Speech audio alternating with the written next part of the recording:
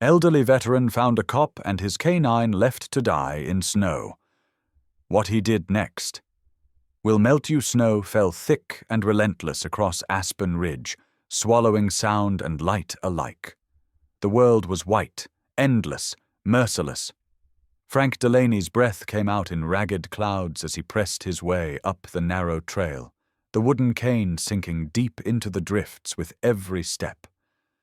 The storm clawed at his coat, howling through the pine branches, yet his ears caught something, a sound too strange to belong to the wind, a bark, weak, muffled, then silence. He froze. Every instinct from a lifetime ago rose inside him. That wasn't the echo of wildlife. It was pain, desperation. "Hello," he called, his voice swallowed by the storm. No answer, only the shifting of snow. He adjusted the strap of his flashlight, the beam cutting a narrow path through the swirling white. He followed the sound, or where it had been, moving slower now, every muscle tight with anticipation. The snow was deeper here, untouched. Then he saw it, a dark shape half buried ahead, human-sized. Frank's pulse quickened. He trudged forward, kneeling beside the figure. A man in a torn police uniform, early 30s, face pale blue beneath a crust of frost. His hands were tied behind his back, the ropes cutting so deep that the skin had turned black at the wrists. Beside him lay a German shepherd. The dog's muzzle was bound with cloth, soaked in frozen blood, his body twisted at an unnatural angle. Yet when Frank brushed the snow from its fur, the animal's eyes flickered open, catching the faint light. Alive? Barely. Frank ripped off a glove and pressed trembling fingers to the officer's neck. Faint pulse. He let out a breath he didn't realize he was holding. "Hold on, son," he muttered. The flashlight beam wavered and hit something nailed to a tree.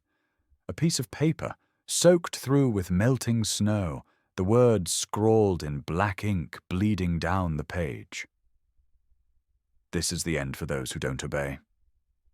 Frank stared, his breath catching in his chest. The handwriting was rushed but deliberate, the phrasing coldly methodical. Not a random act, a warning. He looked back down at the two bodies in the snow. Whoever did this hadn't meant for them to live. The dog gave a shuddering exhale. Frank dropped to his knees beside him, pulling a knife from his belt. "Easy, boy, I've got you." He sliced through the fabric, binding the muzzle, careful not to cut the skin. The shepherd gasped, drawing in air like someone waking from a nightmare. His chest rose, fell, then rose again. Frank leaned closer. "You're not dying out here. Not tonight." He reached for the ropes around the officer's wrists next, sawing them loose with steady hands. The man stirred slightly, lips moving without sound. Frank caught only fragments, a name, maybe, or a plea. "Save your strength," Frank said. The wind howled harder, snow curling around them. The temperature was dropping fast. Had minutes to move them, or they'd both freeze. He looked back toward the ridge. His truck was parked nearly half a mile down the trail, too far to carry both at once. He made a choice. "Hang tight," he whispered to the officer. He shrugged off his own coat and draped it over the man, tucking it around his chest. Then he turned to the dog. The shepherd was heavier than he looked, his body solid with muscle even in this broken state. Frank gathered him into his arms, the dog's head lolling weakly against his shoulder. Every step through the snow felt like wading through water. His knees burned. His breath came out in clouds. But the faint warmth of the animal's body pressed against his chest kept him moving. When he finally reached the truck, he laid the dog on the back seat, wrapped in a blanket. The animal stirred, eyes opening just enough to meet his. There was no fear in them, only confusion, and something deeper, like trust born from pain. "I'll be right back," Frank promised, voice rough. "Don't you dare quit on me." He turned and headed back into the storm. By the time he reached the officer, the snow had nearly buried him again. Frank dug fast, muscles screaming, and hauled the man upright, cradling him like a wounded brother from another life. "Stay with me," he grunted, dragging both of them through the drifts. When they reached the truck, he laid the man beside the dog. The shepherd stirred, moving his head until it rested against his handler's arm. Even half dead, he refused to let go. Frank climbed into the driver's seat, turned the key, and prayed the old engine still had fight left. It coughed, sputtered, then roared to life. "Good girl," he muttered to the truck as if it could hear him. He turned the heater to full, headlights slicing through the storm. As he drove toward his cabin, the two behind him lay still but alive, the rhythm of their breathing faint but synchronized. Frank glanced at them through the rearview mirror. A cop and his dog. Abandoned. Beaten. Left to die. The knots on those ropes. The message on that tree. He'd seen this kind of precision before, in a different desert, under a different flag. This wasn't random, he murmured. The fire inside him, long buried under years of quiet isolation, sparked again.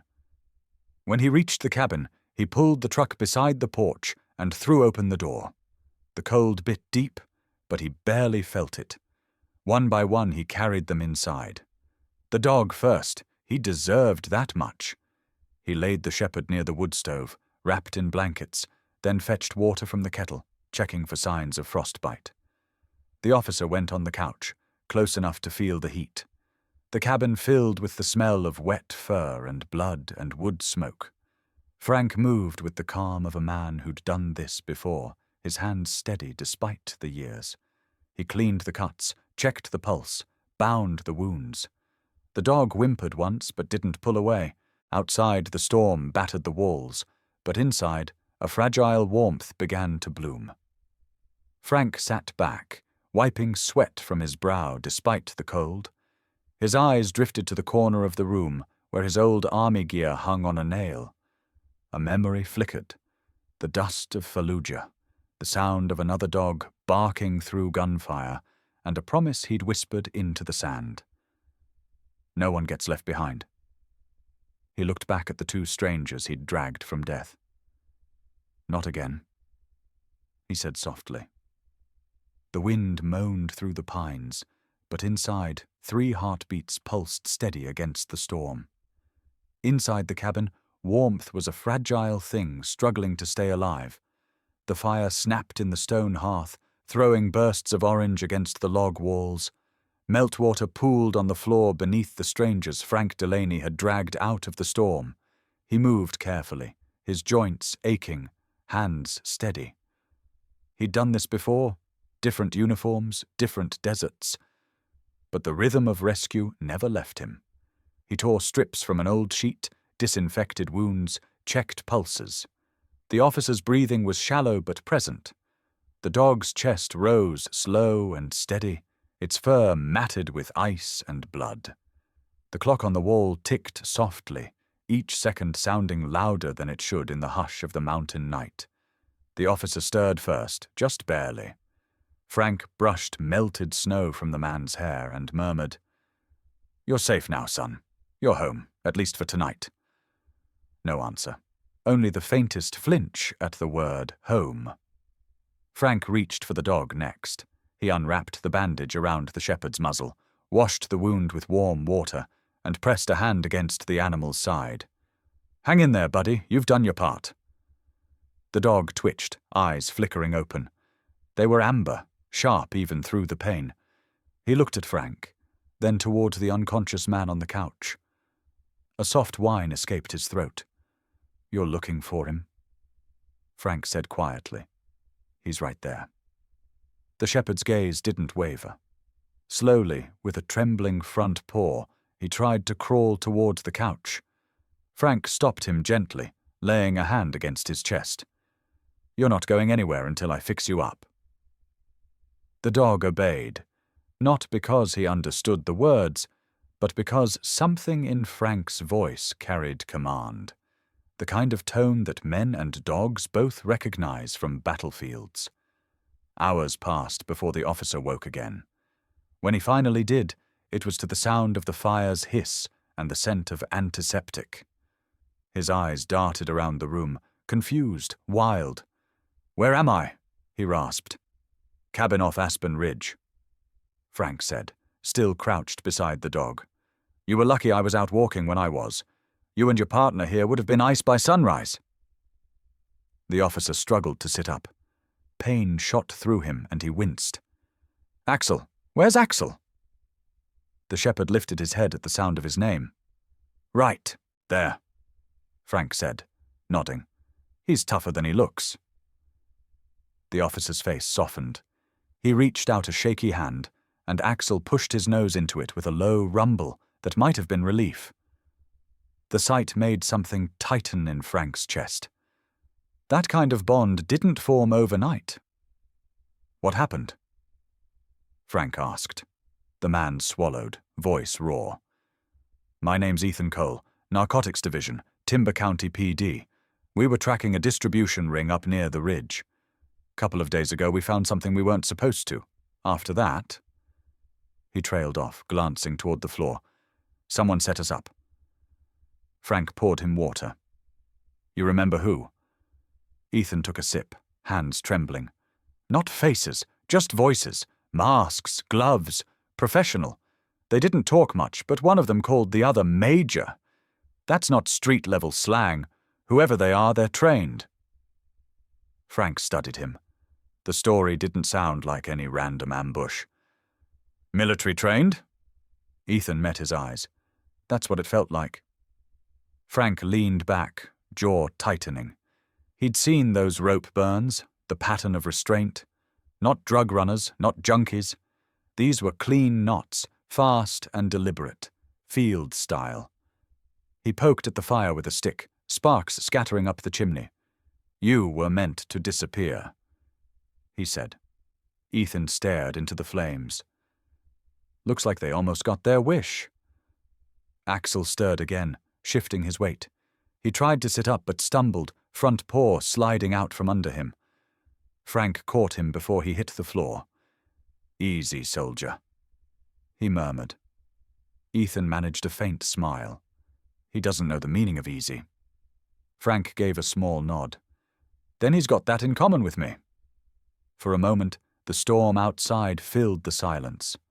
Wind moaned through the chinks in the logs, rattling the old windows. The fire popped, sending a burst of sparks upward. Frank poured coffee into 2 chipped mugs and handed one to Ethan. "You'll need this. You're going to crash hard once the adrenaline fades." Ethan wrapped his hands around it. "Thank you. For all this." "Don't thank me yet," Frank said. "You brought something dangerous up this mountain. Whoever left you out there, they'll want to finish the job." Ethan's eyes sharpened. "You think they'll come back?" "I know men like that," Frank replied. "They don't leave loose ends." Axel made a low sound in his throat, a warning more felt than heard. His eyes locked on the window, as if he'd caught something moving in the dark beyond the glass. Frank stood up slowly, walking to the window. He swept the flashlight beam outside, across the tree line. Only snow and shadows stared back. "False alarm?" Ethan asked. Frank didn't answer right away. "Maybe. Or maybe he hears what we don't." He turned back to the fire, mind racing. The way Ethan's wounds had been cleaned before he was left there. The deliberate placement of that note. None of it fit the picture of random violence. He remembered something else, too, a mission years ago in Mosul. They'd found a convoy ambushed in nearly the same way. One survivor. Same knots, same silence. A pattern burned into memory. He looked at Axel again. The dog's breathing had steadied, but his eyes never stopped scanning the room. Vigilant. A soldier on duty. Frank knelt beside him and ran a hand down his neck. "You've seen this before too, haven't you, boy?" The shepherd blinked, then exhaled through his nose, resting his chin on Frank's hand. Something in that moment passed between them, an understanding without words. Frank looked over at Ethan. You rest, I'll keep watch. Ethan hesitated. You sure? I'm not the one half frozen. Ethan gave a tired nod and leaned back, his eyes closing almost instantly. The room settled into a rhythm of 3 uneven breaths, the officers, the veterans, and the dogs. Outside, the storm began to ease, leaving behind a silence that wasn't peaceful, but waiting. Frank sat by the window, rifle across his lap, eyes fixed on the tree line. He could still feel the weight of that message nailed to the tree in his mind. This is the end for those who don't obey. He didn't know who they were yet, or what they wanted, but he knew one thing for certain. They had made a mistake. Because somewhere between the war and the snow, Frank Delaney had forgotten how to stop fighting. Ethan woke to the smell of burning wood and the low hum of the storm outside. His throat ached with dryness, and every muscle in his body felt heavy, as if gravity had tripled overnight. The firelight flickered against the cabin walls, warm but distant. His first thought wasn't pain, it was panic. Phone, he muttered, voice cracking. Where's my phone? Frank looked up from the chair near the window. He'd been cleaning a hunting rifle, though his eyes had stayed fixed on the dark forest beyond the glass. You're awake. Ethan pushed himself upright, wincing. My phone, where is it? Frank gestured toward a small wooden table by the stove. You didn't have one when I found you. Whoever tied you up probably didn't want you calling for help. Ethan's breathing quickened. No, it was there. There were files on it, evidence. His voice rose, his body shaking with the sudden rush of memory. They'll come for it, for me. Axel stirred at the sound, the German shepherd's ears twitching. He struggled to his feet, limping heavily but determined. Each step was labored, but when he reached Ethan's side, he lowered his head onto his handler's hand with quiet insistence. Ethan's shoulders dropped. Easy, boy. I'm okay. You did good. Axel exhaled through his nose, his tail barely moving. His gaze never left Ethan, like he was counting every breath his partner took. Frank watched the two of them in silence. There was something sacred about the way the dog moved. No hesitation, no fear, just duty. He'd seen it before. Once, in a different kind of war. Who are you running from? Frank asked finally. Ethan looked up. His face was pale, the firelight deepening the bruises under his eyes. The Iron Hawks, he said. That's what they call themselves. Ex-military. Mercenaries now. They run protection for a distribution network I've been investigating. One that reaches inside the department. Frank leaned forward. Inside your department? Ethan nodded. Yeah, they don't just deal drugs. They move weapons, classified tech, stuff that's supposed to stay locked behind military contracts. Frank frowned. And you stumbled onto it. Ethan let out a bitter laugh. I didn't stumble. I followed the trail. Too well, apparently. He rubbed at his temple, shaking his head. They ambushed us on the ridge. Masked, organized. They shot my radio first, took my phone, then they tied me and Axel up like trophies. Left that note. He trailed off, his voice cracking again. They wanted to make an example out of me. Frank said nothing. He didn't need to. He'd seen that kind of cruelty before, the kind that wasn't about killing, but about control. Ethan's hand moved unconsciously to Axel's head, scratching behind his ear. They hit him hard. I thought they'd killed him, but he crawled toward me when they left. Even bleeding, he wouldn't stop. Axel's eyes glimmered in the firelight. He shifted closer, resting his head in Ethan's lap. Frank found himself staring at that look, the same look he'd seen once in Fallujah. The dog that had dragged him out from under a burning Humvee had looked at him the same way, through smoke and fire, with eyes that said, I'll get you home, even if I don't make it. He'd never forgotten that gaze. Now it stared back at him from Axel's face.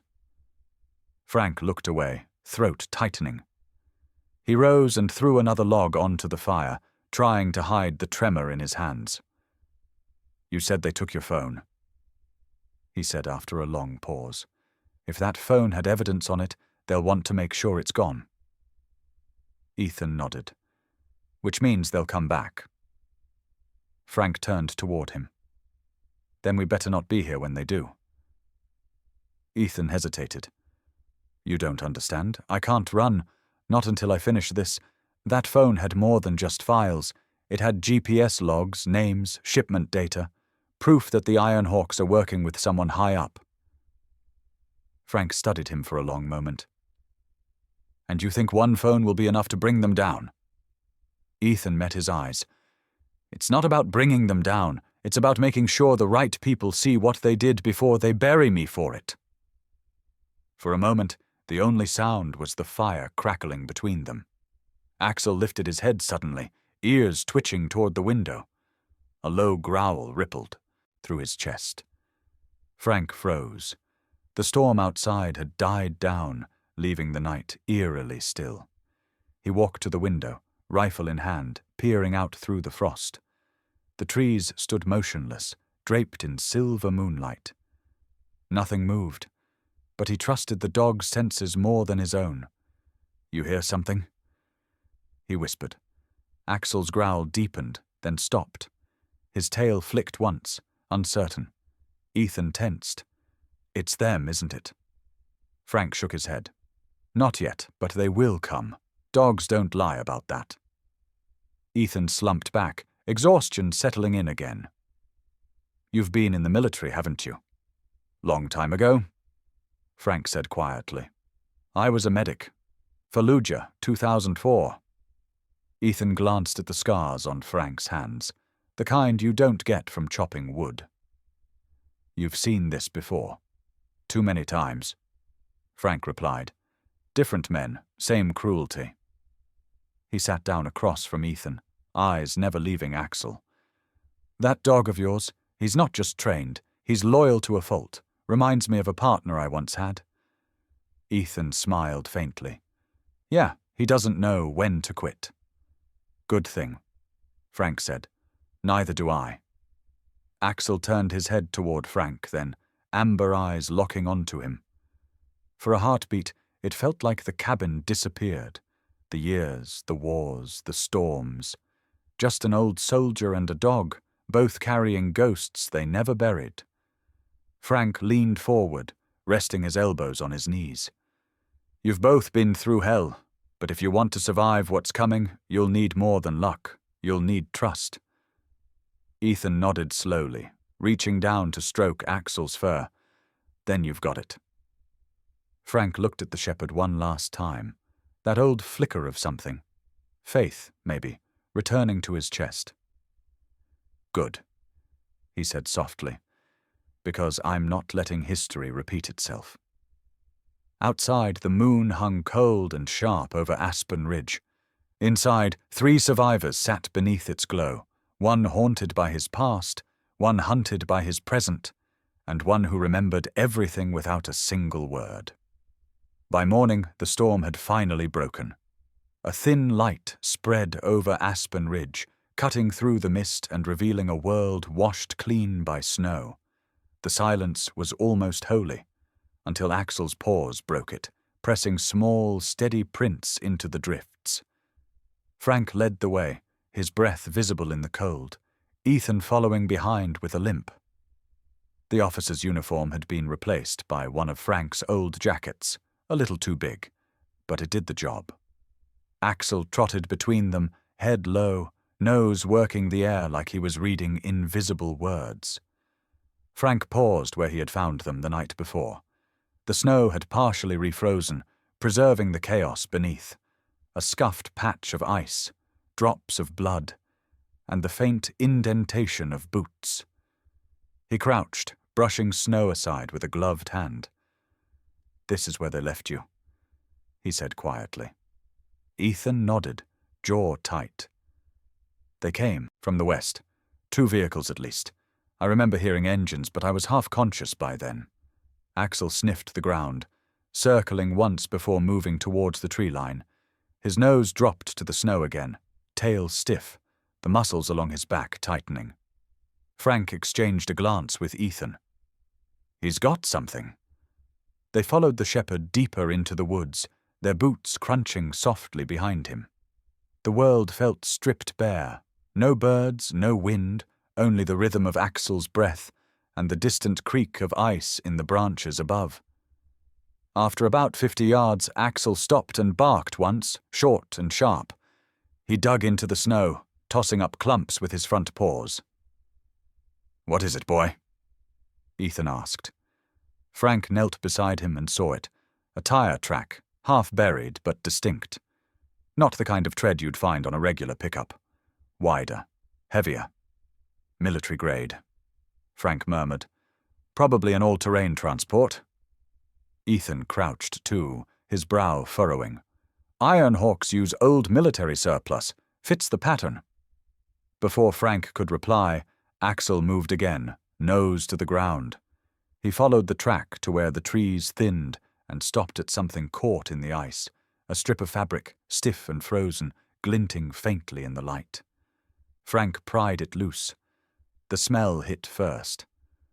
Acrid, chemical, like cleaning fluid mixed with metal. Ethan covered his mouth. "That's not blood. It's industrial solvent." Frank nodded slowly. "Probably used to wipe evidence off surfaces, but it looks like someone wasn't as careful as they thought."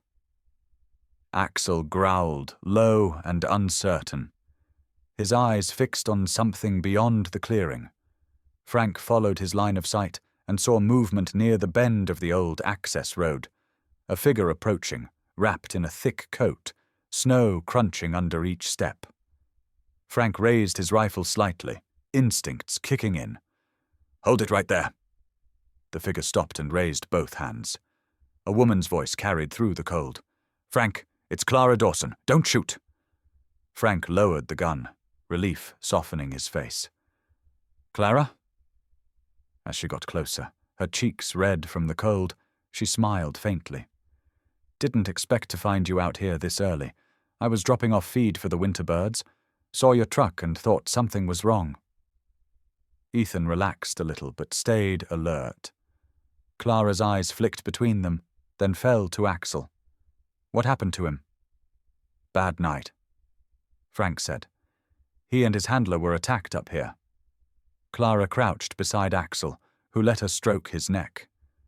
"Hey there, big guy. You're a brave one, aren't you?"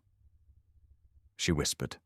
She noticed the stitched wounds along his flank, the way his fur was uneven where rope had burned the skin. Her face hardened. "Who did this?" Ethan's expression darkened. "We're still figuring that out." Clara traced the edge of one rope mark with her gloved fingers, her eyes narrowing. "I've seen this. Kind of not before." Frank looked at her. "Where?" "In Afghanistan," she said quietly. "When I volunteered with the wildlife protection teams, some of our guides were former military. This is how they tied captured insurgents for transport. Fast, efficient, and meant to hurt if you struggle." Frank froze. Her words hit like a blade twisting in old scar tissue. "You sure?" he asked. Clara looked up, her eyes steady. "Positive. This wasn't the work of some street gang. Whoever did this knew exactly what they were doing." Ethan's face paled. "That means they weren't just covering a crime, they were sending a message to me." Axel barked once, breaking the tension. He nosed the fabric still clutched in Frank's hand, then turned sharply, heading towards the road again. Frank followed, boots crunching faster now. "Where's he going?" Clara called after him. "He smells something," Ethan said, already moving. The dog stopped near a patch of disturbed snow, sniffing hard before pawing at it. When Frank cleared the snow, he found another clue, a cracked piece of plastic, maybe part of a phone casing, and next to it, a brass casing from a rifle round. Ethan picked it up, rolling it between his fingers. .308 caliber, standard issue for military snipers. Clara's words echoed in Frank's head. This is how soldiers tie prisoners. He looked out over the silent woods, the morning light bleeding through the trees. They're not hiding anymore, he said. They're sending a signal. Ethan glanced at him. To who? To anyone who dares to look. Frank answered. Axel whined softly, pressing against Frank's leg. The old man knelt and rubbed the dog's head. Good boy, you're leading us somewhere, aren't you? The shepherd's tail twitched once before he looked back toward the ridge, ears pricked. Clara crossed her arms, her breath clouding in the cold. If what you're saying is true, you can't stay here. These people don't leave witnesses. Frank stood, squaring his shoulders. They left the wrong witness this time. Ethan met his gaze. We'll need proof, more than tire tracks and old knots. Frank nodded. Then we follow the trail before it disappears. He glanced back at Clara. You said you saw this kind of thing before. You know how to track human patterns in the snow. Clara hesitated, then nodded. Yeah, enough to know when someone doesn't want to be found. Good, Frank said, loading a fresh shell into his rifle. Because we're going to find them anyway. As they started up the ridge, Axel led the way, every sense alive, tail straight, scanning the world with quiet precision. The storm had erased almost everything, but not the truth, and not the dog's memory. And for Frank, watching that determined silhouette move through the frost, something old and fierce stirred again. He had buried too many men who'd trusted the wrong people. He wasn't about to bury another. Night had fallen again over Aspen Ridge, wrapping the cabin in a quiet that felt almost too heavy to breathe in. The wind had died, but the silence outside pressed close, as if the snow itself was listening. Inside, the fire burned low, throwing slow shadows across the rough-hewn walls.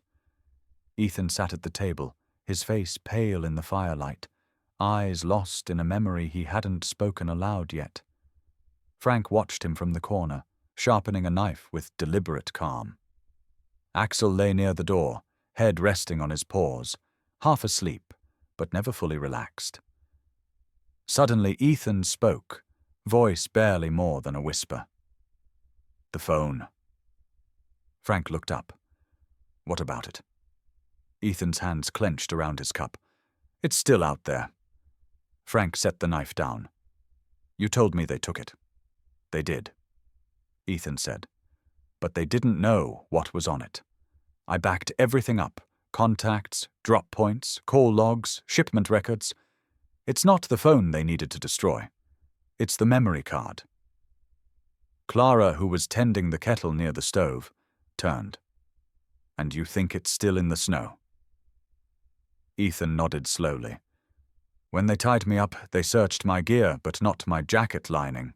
The SIM and USB, tiny drives, easy to miss. I shoved them inside a glove when they weren't looking. I thought I'd have time to dig them back out once they left. His voice dropped, shaking. Then they knocked me out. Frank leaned forward, elbows on his knees. If what you're saying is true, those files could name whoever sold you out. Ethan met his gaze. Exactly. One of our own fed them intel. That's how they knew where I'd be. The room went still. Outside, a branch snapped under the weight of snow. Axel's ears flicked up instantly. His head turned toward the window, nostrils flaring. Frank's tone hardened. You remember where you hid it? Ethan frowned, rubbing his temples. Not exactly. It was near the clearing where you found us. I remember the smell of pine oil. One of them spilled it on the snow when they cleaned their gear. If the wind didn't cover it completely... Axel barked suddenly, a deep, sharp sound that cut through the quiet. He got to his feet, hackles lifting, tail stiff. Clara blinked. What's he got? Frank stood up, already reaching for his coat. Whatever it is, he's not wrong. They followed the dog outside. The cold hit like a blade, slicing straight through their clothes. The moon had climbed above the ridge, washing the forest in pale light. Snow crunched beneath their boots as they trailed Axel through the trees, past the clearing, and down toward a frozen stream. Axel moved with certainty, nose to the ground, breath steaming in short bursts. He paused once, sniffed the air, then began to dig. His paws flung up snow in steady rhythm, faster and faster. Frank crouched beside him. "Easy, boy. What do you smell?" The Bill shepherd ignored him, digging deeper until his paw hit something solid, a dull, muted clink. He backed up and pawed again. Frank brushed the snow aside and found a small black nylon pouch, stiff with frost. Ethan's breath caught. "That's it." Frank pulled it free and turned it over in his hands. The zipper was frozen shut. He tore it open with his knife, the sound of splitting fabric loud in the night. Inside, two small objects glinted, a SIM card and a USB drive wrapped in thin plastic. For a long second, none of them spoke. The air felt electric, charged. Clara exhaled first. "It's been out here for days. How could the dog have found it under all that?" Frank looked down at Axel, who sat back on his haunches, watching them quietly, chest rising slow. "Because he never stopped looking," Frank said softly, "even when the rest of us gave up." Ethan reached out and took the pouch. His fingers trembled slightly as he unwrapped the USB. He must have caught the scent of the chemicals, he murmured. Or maybe... He stopped, shaking his head. No, he just knew. Frank's voice was low. "You're lucky he did." They returned to the cabin, shutting the door behind them. The fire had dimmed to embers. Frank stoked it back to life while Ethan set up his laptop on the table, connecting the USB with careful hands. The screen flickered, then filled with data, names, transaction logs, coordinates. Ethan scrolled slowly, his eyes narrowing. "There," he said. "These are secure transfer codes, government issue, and look at this signature." He zoomed in on a timestamp beside one of the entries. "That's Lieutenant Carl Donovan's authorization ID." Clara frowned. "Who's that?" "My superior," Ethan said. "He oversaw every operation in Timber County. If he's in these logs, that means..." Frank finished for him. "That means he's the one who sold you out." Ethan sat back, the truth hitting him like a blow. "I trusted him," he whispered. "He taught me everything about fieldwork, about Axel." Frank watched him quietly, the light from the fire catching the old lines in his face. "Trust is the first casualty of war, son. Doesn't matter what uniform you wear." Axel moved closer, resting his head on Ethan's knee. The officer's hand dropped automatically to the dog's neck. "We're going to bring him down," Ethan said, voice steady again. "No matter how high he's protected." Frank nodded. "Then we'll need a plan, and proof that can't be erased." Clara sat beside them, scanning the documents. "Some of these files are encrypted. We'll need time to decode them. Then we start tonight," Frank said. Outside, the forest had gone silent again, as if the mountain was holding its breath. Inside, the faint glow of the screen flickered across their faces. The soldier, the cop, the rescuer, and the dog who had refused to quit. Frank looked at Axel, whose eyes glowed amber in the light. "You saved him once already," he said softly. "Now you've given him the truth." The shepherd didn't move, didn't blink. He just watched, calm and resolute, as if he understood exactly what came next. And somewhere deep inside the old veteran's chest, something stirred. An echo of the man he used to be. The kind who didn't walk away when others were left behind. He reached out and scratched Axel's neck, voice rough but steady. "You didn't just find a clue, boy. You found our way forward." The fire popped. Outside, snow began to fall again, erasing tracks, but not the purpose that bound them together. The cabin lights flickered, as if the truth itself had drawn in a breath. Outside, the wind had risen again, shaking the old pine trees and scraping branches across the roof. Inside, the fire burned low, but it was the tension between the three of them that made the room feel alive. Ethan stared at the laptop screen, at the frozen image of a digital signature stamped beside each file name. His throat was dry. His mind couldn't seem to hold the reality forming before his eyes. Lieutenant Carl Donovan, his mentor, his commanding officer, the man who had trained him, vouched for him, and given him Axel when no one else believed in a rookie's instincts. Frank stood beside him, silent but unblinking. The old soldier's eyes had gone cold, the way they did when he saw the world tilt into betrayal. Ethan's voice cracked. "It can't be him. He was the one who told me to follow the Hawks' shipments. He wanted them exposed." Frank crossed his arms. "He wanted you to get close enough to take the fall when it all went south. That's how these men operate.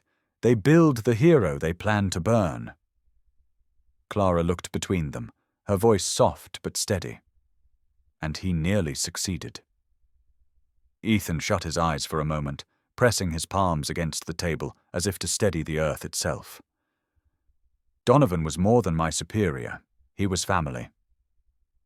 Frank didn't move. Sometimes family's just another word for the man who knows how to use your trust. Axel whined softly from beside the door, the sound low and uncertain. Ethan turned toward him automatically, kneeling beside the shepherd and burying his hands in the thick fur at his neck. "You knew something was wrong, didn't you?" He whispered. "You always do." The dog tilted his head, eyes full of the quiet knowing that words could never match. Frank paced once, then stopped, decision already forming behind the lines on his face. "We can't go to the police with this," he said. "Donovan's got reach. He'll have half the department watching for leaks." Ethan looked up. "So what do we do? Just sit here and hope he doesn't send more of his men to finish the job?" Frank shook his head. "We don't hand this over to the cops. We hand it to justice." Clara frowned. "And what does that mean?" "It means I know. Someone who still believes in the badge," Frank said, "even after the system forgot what it stood for." Ethan narrowed his eyes. "Who?" "Special Agent Marcus Doyle, FBI Organized Crime Division. He and I served together overseas. He's one of the few men I'd trust with my life." Ethan hesitated. "You think he'll believe us?" "He won't have to believe," Frank replied. "He'll have proof." Clara moved closer to the table. "Then we send it tonight, before anyone can trace the signal." Frank nodded.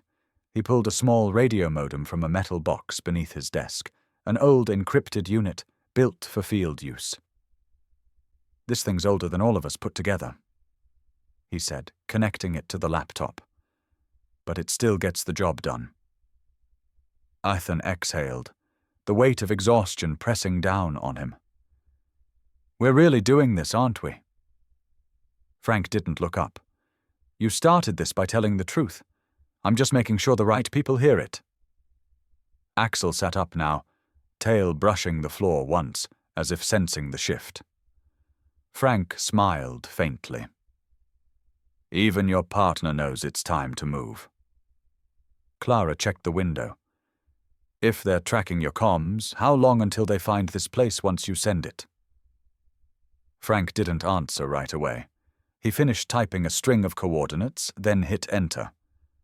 The modem began to hum softly, its tiny screen flashing with coded signals. "They'll know within an hour," he said finally. "But by then, Marcus will have it." Ethan sank into a chair, watching the progress bar crawl across the screen. Feels like the longest minute of my life. Frank stood beside him, eyes locked on the screen. It's not the first time I've waited for a signal to save a life. Never gets easier. The file finished transmitting with a small tone that cut through the silence. Frank leaned over and disconnected the modem. Done. Clara exhaled. Now what? Now, Frank said. We prepare for when they come. Ethan opened his mouth to reply, but Axel suddenly lifted his head, ears sharp, eyes fixed on the door. A growl rumbled deep in his chest. Frank turned toward the window. Outside, the snow was glowing faintly under the moonlight, but something darker moved at the edge of the clearing. 2, maybe 3 figures, shadows slipping between the trees.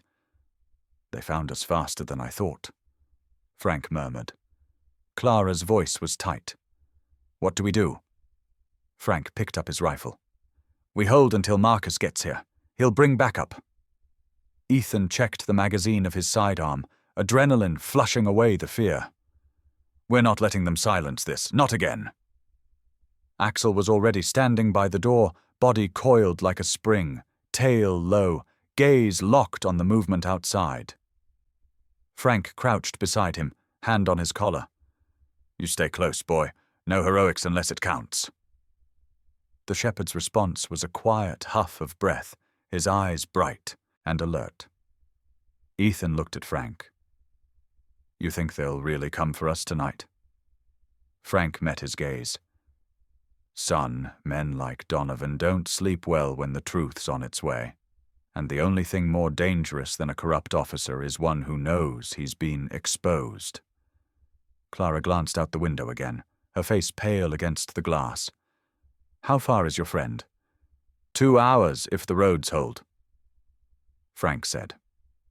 Axel growled again, louder this time. Frank rose, chambering a round into his rifle. Then we just need to last that long.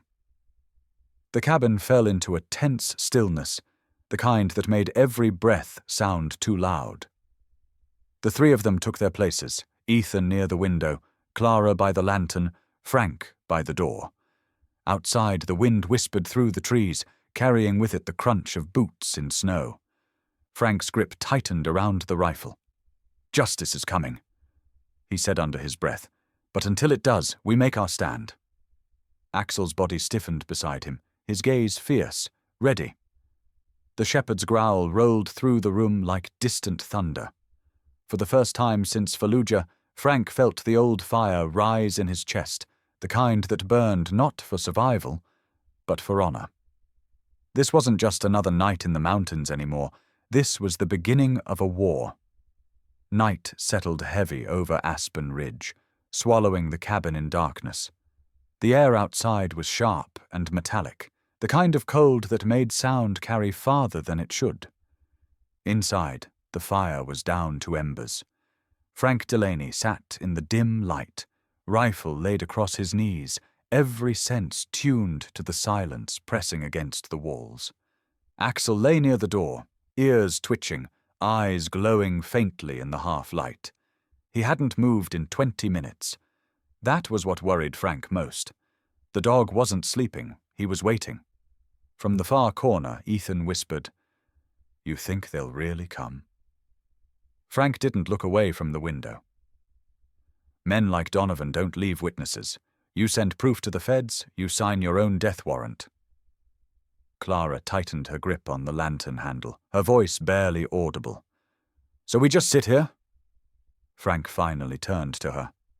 We hold the line. That's what soldiers do. Axel's head shot up. His body stiffened, every muscle wired tight. A low, rolling growl filled the room. Frank froze.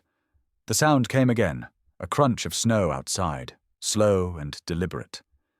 He whispered, They're not ghosts, boy, they're men. We've dealt with worse. The old soldier moved to the window, pushing the curtain aside an inch. Through the glass, moonlight shimmered over the clearing. At first he saw nothing. Then movement, shadows between the trees gliding low and fast. They're here, Frank said, Ethan rose, gripping his pistol. How many? Enough to make this ugly. The cabin went quiet, except for the steady crack of wood in the fire. Then, faintly, came a whisper over the snow, radio chatter, clipped and professional. Frank's gut clenched. Iron hawks. He motioned toward Clara. Douse the lantern. The light blinked out, leaving the room in a wash of grey and shadow. Outside, boots shuffled closer. Axel's growl deepened, no longer a warning, but a promise. Frank checked the tripwire he'd rigged earlier.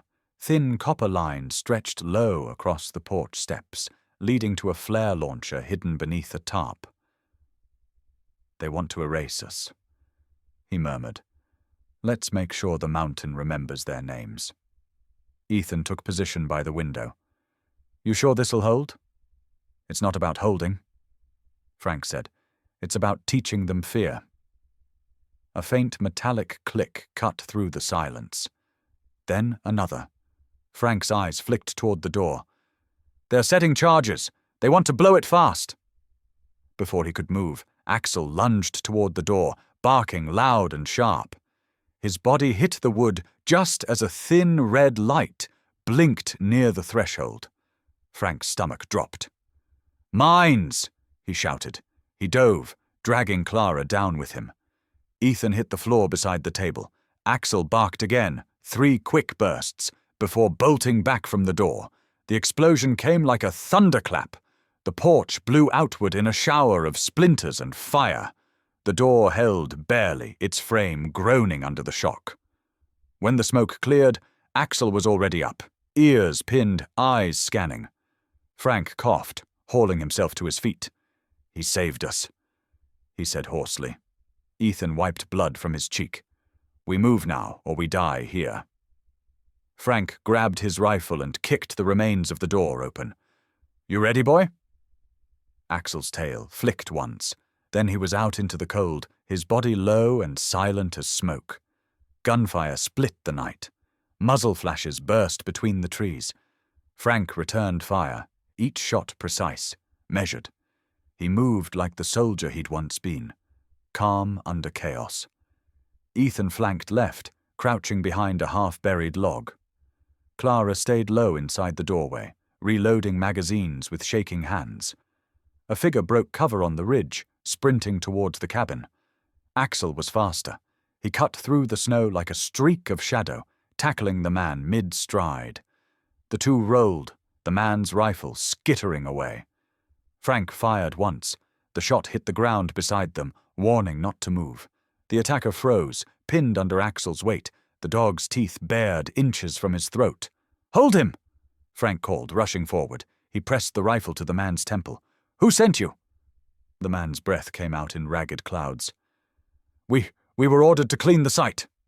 By who? Frank barked. The man hesitated. Axel growled, jaws tightening. The soldier's composure cracked. Donovan, Lieutenant Donovan sent us. Frank's chest tightened, the truth settling like ice. He stepped back, lowering the rifle slightly. He didn't even wait for confirmation. He muttered. Ethan came up beside him, face pale beneath the blood and dirt. He wants to bury the evidence, and us with it. From the woods, another burst of gunfire answered. Frank shoved the prisoner toward the cabin. Inside, move. They dragged the man through the shattered doorway. Clara tied his hands with a torn belt, her expression hard. Outside, the remaining attackers began to retreat, their shouts fading into the trees. The flare trap had gone off during the fight, painting the forest in red light. For miles, anyone watching would see it. Ethan sank onto a chair, catching his breath. They'll regroup. We need to get out before they come back with more. Frank stood near the window, watching the forest burn with flare glow. We're not running, he said quietly. Not yet. Clara frowned. Then what are we doing? Sending a message. He looked at Axel, who sat beside the tied man, eyes never leaving the prisoner. They wanted to erase us. Instead, we'll make sure every man who wears that insignia knows what loyalty looks like." Axel gave a single bark in the silence that followed, sharp and certain. Frank turned to Ethan. "Get some rest if you can. Dawn's when we move. Marcus Doyle will have our coordinates by now. We just need to hold until he gets here." Ethan nodded weakly. "You think he'll make it before Donovan does?" Frank's gaze hardened. "He'd better, because next time Donovan won't send soldiers, he'll come himself." Outside, the last of the flare's red faded into the snow. Inside, the captured man shivered under Axel's unblinking stare.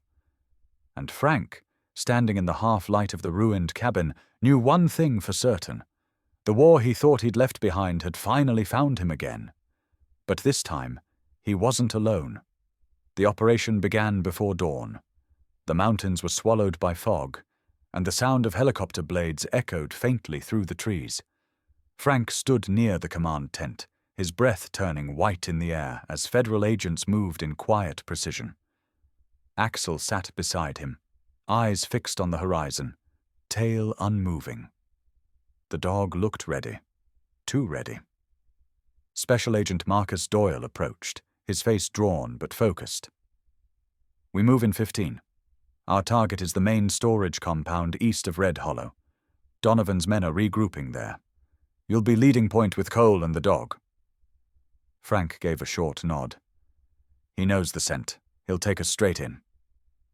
Ethan tightened his tactical vest, eyes locked on the map Doyle held. "We're going after the Iron Hawks, but Donovan won't be far. He never sends men to do what he can gloat about himself." Doyle glanced at him. "You sure you're up for this, Cole?" Ethan looked down at Axel, who stared back with calm, steady eyes. "He's ready. That's enough for me." By the time they reached the edge of the valley, daylight had begun to push through the fog. The convoy stopped. The team disembarked, silently, rifles raised. Frank led the way down the frozen slope, Axel trotting just ahead, nose pressed to the ground. Every so often, he stopped, sniffed, and looked back for direction. The warehouse came into view, a rusted shell of corrugated steel crouched at the base of a ravine. Faint lights glowed inside, and faint music drifted through broken panels. Frank signaled the others to take cover. "Motion sensors, maybe tripwires," he muttered. "They're too quiet." Doyle's voice came over the radio. "Hold until Bravo team's in position." Axel suddenly stiffened. His head lifted, ears pricked forward. He gave one short, sharp bark, the kind Frank had learned meant danger close. Ethan knelt. "What is it, buddy?" The dog didn't move, only shifted his stance, staring toward the entrance door. Frank followed his gaze and saw it, barely visible in the snow, a single copper wire stretched tight across the ground. His breath caught. "Everybody freeze!" The agents halted mid-step. Frank crouched, brushing snow away with a gloved hand. The wire led to a small metal box buried under a thin layer of dirt, a pressure detonator. "C4, he whispered. And if Axel hadn't seen it? Ethan's throat tightened. We'd be done. Doyle rushed up, eyes wide. They rigged the whole entrance. He knelt beside Frank, scanning the wiring. "This isn't amateur work. Military-grade setup?" Frank's jaw clenched. Donovan learned from the best. The bomb techs moved in, sweating despite the cold. One of them muttered, "There's a secondary trigger under the steps. If you'd walked straight in, it would have taken out half this valley." Axel sat a few feet back, watching silently. He didn't whine, didn't move, just waited. His breath came slow, steady, as if he knew the weight of what had just been avoided. When the detonator was finally disarmed, Doyle stood, wiping frost from his gloves. "We reroute. Back entry through the north side. Let's finish this." Ethan looked at Axel, voice rough. "He saved us, again." Frank placed a hand on the dog's neck. "That's what he does." For a moment the wind was the only sound, the mountain's quiet acknowledgement of the creature that had outsmarted death yet again. Doyle broke the silence. "Move out. The hunter just became the hunted." As they advanced toward the back of the warehouse, Axel led the way, every sense alive. The men followed close behind, trusting his instincts more than their maps, more than their weapons. And under the pale gray sky of Colorado, Frank realized that some wars never end. They just change the battlefield. The night was ink black when they moved in. The wind cut through the valley like a blade, carrying the faint hum of generators from the warehouse below. Red Hollow's old freight yard, once a hub for timber and coal, now served as a fortress for men who thrived in the dark. Frank crouched behind a rusted pickup with Ethan and Clara, eyes locked on the structure ahead. Axel lay flat beside him, chest pressed into the snow, breath slow and controlled. The dog's gaze was locked on the door, where two guards stood smoking, rifles slung carelessly across their shoulders. Doyle's voice came through the earpiece, calm and razor-sharp. "On my mark. We move fast, no hesitation. Cole, Delaney, north entrance. My team takes the west side. Remember, they've got hostages, mostly kids. We get them out first." Frank's grip on the rifle tightened. It had been years since he'd moved like this, since his heartbeat had synced with the rhythm of an operation. "Copy that," he whispered. The signal came, a faint crackle of static. Axel was the first to move. He shot through the snow like a streak of shadow, low and fast, disappearing around the side of the warehouse. Ethan followed, silent and focused. Frank brought up the rear, every sense alive.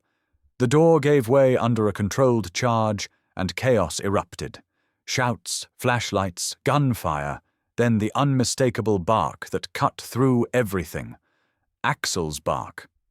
Inside, the warehouse was a maze of crates and machinery. Floodlights flickered as the team fanned out. Ethan sprinted down a narrow aisle, following the sound of Axel's growl. "Cole!" Doyle's voice came over the radio. "Hostiles moving toward the east loading dock." Ethan barely heard him. Axel's growl had turned into a deep, guttural snarl, the kind that only came when something was terribly wrong. They rounded the corner and froze. Lieutenant Carl Donovan stood in the center of the loading bay, gun in hand, 3 terrified children huddled behind him. His face was pale but steady, the face of a man who'd already crossed every moral line there was. "Drop it, Donovan!" Ethan shouted. Donovan smiled. "You don't get it, Cole. You think this is about drugs and guns? These kids are leverage. You can't touch me." His finger began to tighten on the trigger. Then Axel moved. A blur of muscle and instinct, he launched from the shadows, teeth clamping around Donovan's arm just as the gun fired. The shot went wide, striking the wall inches above one of the children's heads. Donovan screamed, struggling to shake the dog off, but Axel held fast, eyes burning with fury and purpose. Ethan rushed forward, tackling Donovan to the ground. The pistol clattered away. Doyle's team stormed in seconds later, securing the area. "Targets down," Doyle shouted. "Get those kids out now." Axel released his bite, only when Ethan ordered him to. The dog backed up, panting, fur bristling, eyes locked on Donovan as if daring him to move again. Frank entered behind them, rifle lowered. His gaze swept over the scene, the frightened kids, the bound lieutenant, the broken glass glittering like frost under the lights. For the first time in years, he felt something stirring inside him. Not anger, not revenge. Purpose. Outside, more gunfire erupted. Doyle turned toward the noise. "Kane's still out there!" Kane, the Iron Hawk's leader, burst through the side door moments later, a rifle slung over his shoulder and blood streaked across his temple. He fired blindly toward the agents, shouting, "You'll never shut us down!" Frank dropped behind a crate, returning fire with precise, deliberate shots. One bullet hit Kane's shoulder, spinning him sideways. Doyle and 2 agents tackled him before he could reload. The struggle ended with the sound of metal cuffs snapping closed. Silence fell. Only the faint hum of the floodlights and the wind against the broken windows remained. Ethan sat against the wall, chest heaving. Axel limped over and rested his head on Ethan's knee. The man smiled faintly, running a shaking hand through the dog's fur. "You did it, partner. You saved them." Frank looked at the 3 children being led out by Clara. One of them turned back, eyes wide, and whispered, "The dog saved us." Frank swallowed hard. His voice was barely above a whisper. "Yeah, kid. He saved all of us." Doyle came over, wiping grime from his face. "Donovan's done. Kane's in custody. We'll clean the rest." He looked at Frank. "You still know how to pick your battles, old man." Frank gave a weary smile. This one was worth fighting. Outside, snow began to fall again. Soft, slow, almost peaceful. The war was ending, but under the thin white veil of the mountain night, Frank could feel something else, the rare stillness of doing the right thing. He looked down at Axel, who was sitting proudly, eyes reflecting the pale moonlight. For a heartbeat, Frank saw another dog, a desert ghost from Fallujah, covered in dust and blood, watching him from another lifetime. And in that silence, he knew. This time, they hadn't left anyone behind. Weeks later, the snow on Aspen Ridge had melted into thin rivers that trickled down the hillsides. Spring came quietly, almost shyly, as if afraid to disturb what the mountain had witnessed. Frank Delaney stood outside his cabin, hands deep in his coat pockets, eyes on the field where the frost had finally given way to green. Beside him, Axel walked slowly, his gait still uneven but strong. The scar across his shoulder caught the sunlight, a mark of what he'd survived. Inside the cabin, the smell of coffee filled the air. Ethan sat at the wooden table, reading over the official commendation letter. His badge had been reinstated, and his name cleared. Across the table, Clara was drafting plans for the new animal rescue station they were building near Red Hollow. "We'll call it Haven Ridge," she said softly. "For the ones who never stopped fighting, even when no one was watching." Frank smiled. "That sounds about right." Axel lay by the fireplace, his eyes half closed. The rhythmic rise and fall of his chest filled the silence with something deeper than peace. It was trust. He'd seen too much, fought too much, yet still believed in the world enough to rest. A knock sounded at the door. Marcus Doyle stepped in, brushing snowmelt off his boots. He carried a small box wrapped in the flag of the K-9 division. Setting it down on the table, he said, "Thought we'd deliver this in person. He's earned it." Ethan opened the box. Inside was a gleaming silver badge engraved with the words, "Axel, Valor in Service." The dog lifted his head as if he understood. Ethan crouched beside him, placing the badge gently on his collar. "You brought us home," Ethan whispered. Axel's tail thumped once against the floor. Outside, Frank began carving something into the wooden post by his gate. Each stroke of the knife was careful, deliberate, like a prayer in motion. When he was done, the words stood clear against the old pine. He didn't bark for food, he barked for the truth. Later that evening, they gathered by the fire pit as the sun dipped behind the ridge. The sky blazed orange and gold, the last of winter's chill fading from the air. Clara handed Frank a cup of tea, and for a long time, they said nothing. Ethan broke the silence. "You ever think about going back, Frank? To the world down there?" Frank chuckled, shaking his head. "I served my time in chaos. Up here it's just me, the quiet, and a good dog who knows when to listen." He looked down at Axel, who was watching the tree line, ears twitching as if still guarding something unseen. The old man reached over, resting a hand on the dog's neck. He's still watching, still guarding. Some habits don't die easy. The fire cracked softly.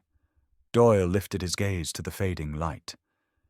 "You know," he said, "most people think heroes wear uniforms, but sometimes they've got 4 legs and fur, and they remind us what loyalty really looks like." Frank nodded, his eyes distant. "Sometimes miracles don't come with thunder. They come on 4 tired legs, carrying loyalty through the snow." The mountain wind carried the words away, mingling them with the smell of pine and smoke. For a long moment, no one spoke. It wasn't silence, it was reverence. As the stars began to appear, Axel got up, padded to the edge of the porch, and sat looking toward the dark ridge where it had all begun. His breath fogged in the cool air, and for a brief second, Frank could almost see the ghost of another dog beside him. The one from Fallujah, the one that never came home. Frank whispered, "Rest easy, soldier. He's got it from here." And as the night settled over the cabin, Axel stayed there, eyes steady on the horizon. Watching. Guarding. When the camera fades, Frank's voice lingers, low and weathered by time. "What's your story with a loyal pet? If you've ever had one that stood by you through the storm, share it. Tell the world what they mean. Because here on this mountain, we still believe in heroes like Axel." Fade out on the cabin. The flicker of firelight, and a German shepherd keeping watch under the endless Colorado sky.